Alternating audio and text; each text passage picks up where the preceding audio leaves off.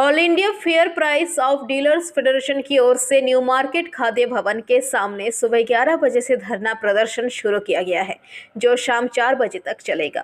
संस्था की तरफ से दिगंबर बोस ने बताया कि इस कार्यक्रम में आगामी आंदोलन के एजेंडे की रूपरेखा तैयार की जाएगी। जिन मुद्दों पर आम सहमति बनेगी, उन मुद्दों को पूरा करने के लिए आंदोलन शुरू किया जाएगा और साथ ही दिल्ली भी हम लोग जाएंगे।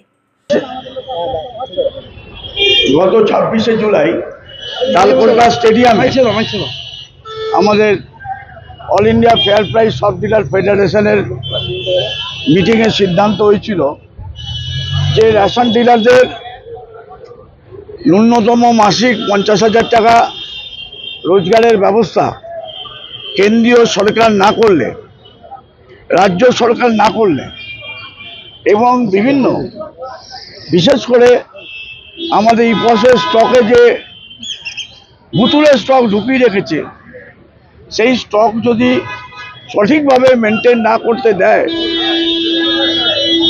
সেপ্টেম্বর মাসে পিডিএস কন্ট্রোল অর্ডারের নামে রেশন ডিলারদের উপর যে দমনমূলক নীতি নামিয়ে এনেছে। সর্বোপরি পশ্চিমবঙ্গের খাদ্য দপ্তর রেশন দুর্নীতির দায় রেশন ডিলারদের গালে নানা রকম আইনি অত্যাচার নামিয়ে আনার প্রতিবাদে আমরা আন্দোলন শুরু করেছি। আজকে আন্দোলনের চতুর্থ ভাগে আমাদের খাদ্য ভবনের সামনে সারাদিন ধর্না 11টা থেকে 4টে। এই ধর্না কর্মসূচি চলাকালীন আমরা মাননীয় খাদ্যমন্ত্রী শ্রদ্ধেয় রথীন ঘোষের কাছে আমরা ডেপুটেশন দেব। এছাড়াও আমরা আগামী 1 জানুয়ারি, যেহেতু 1 জানুয়ারি নেগোসিয়েবল ইনস্ট্রুমেন্ট অ্যাক্টে কেন্দ্রীয় সরকার ছুটি ঘোষণা করেছেন, তাই 2রা জানুয়ারি থেকে অর্থাৎ নতুন বছরের প্রথম দিন থেকে সারা দেশের 5,38,000 রেশন দোকান আমরা বন্ধ পালন করব। এই বন্ধ অনির্দিষ্টকালীন বন্ধ। এই বন্ধ ভারতবর্ষের রেশন ব্যবস্থাকে শক্তিশালী করার দাবিতে বন্ধ। এই বন্ধ রেশন ডিলারদের বেঁচে থাকার দাবিতে বন্ধ। এই বন্ধ ইপস স্টকে সঠিকভাবে মূল্যায়ন করার দাবিতে বন্ধ। এই বন্ধ পিডিএস কন্ট্রোল অর্ডার প্রত্যাহারের দাবিতে বন্ধ। এই বন্ধ সত্ত্বেও যদি কেন্দ্র বা রাজ্য সরকারের ঘুম না ভাঙে, আগামী 16 জানুয়ারি রামলীলা ময়দানে আমাদের সমস্ত রেশন দোকানদারের তাদের পরিবারের একজনকে নিয়ে আমরা ঐতিহাসিক জমায়েত করব। এই জমায়েতের পরে আমরা একটা র্যালি বার করব, পদযাত্রা করব এবং প্রধানমন্ত্রীর কাছে আমরা ডেপুটেশন দেব। ইতিমধ্যে আমাদের আন্দোলনের পরিপ্রেক্ষিতে কেন্দ্রীয় অর্থমন্ত্রী নির্মলা সীতারামনজি তিনি খাদ্য দপ্তরের সাথে টেক আপ করেছেন, আমাদের বন্ধের বিষয়টা নিয়ে আলোচনা করেছেন।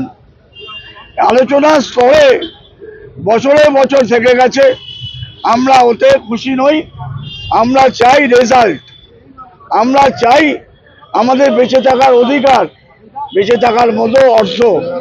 তাই ওয়ার্ল্ড ফুড প্রোগ্রাম 2019-এ ওই সীতারামনজি চালু করেছিলেন, কিন্তু তার রিপোর্ট, তার সুপারিশ আজও মানা হয়নি। ওয়ার্ল্ড ফুড প্রোগ্রামের যেখানে কম কার্ডের রেশন দোকানদারদের 900 থেকে 1000 টাকা কমিশনের কথা বলা হয়েছে।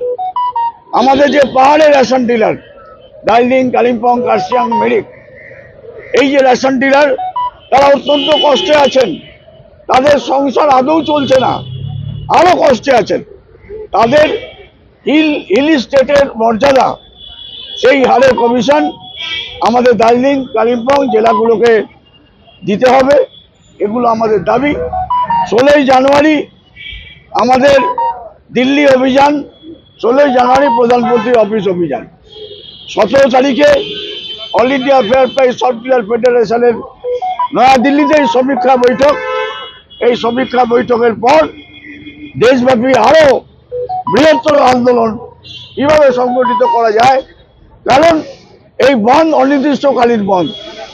এই বন্ধের জন্য দেশের 80 কোটি 35 লক্ষ মানুষ, রাজ্যের 8 কোটি 80 লক্ষ মানুষ রেশন থেকে বঞ্চিত হবেন আমরা জানি, কিন্তু দিনের পর দিন বহু মানুষ রেশন থেকে বঞ্চিত হয়ে চলেছেন। ভুতুড়ে স্টক বসে দেওয়ার জন্য, বরাদ্দের মাল সঠিকভাবে সরবরাহ না করার জন্য বহু মানুষ বায়োমেট্রিকের জন্য রেশন পাচ্ছেন না। আমরা চাই। Bureau report, PBTV news.